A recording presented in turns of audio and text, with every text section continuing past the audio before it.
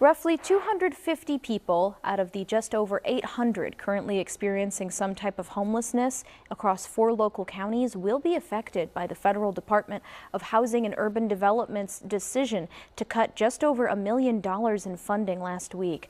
The Trump administration made a policy shift on Thursday to cut more than $1.3 million from permanent housing, which affects Peoria, Woodford, Tazewell, and Fulton counties. The administration now aims to move funds toward transitional housing, which is limited, but local nonprofits say those are very competitive.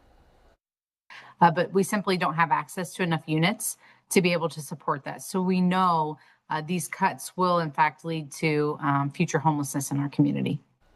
Nonprofits like United Way warn that some of their permanently housed do not have the means to hold down a job or have a steady income, and they need additional support.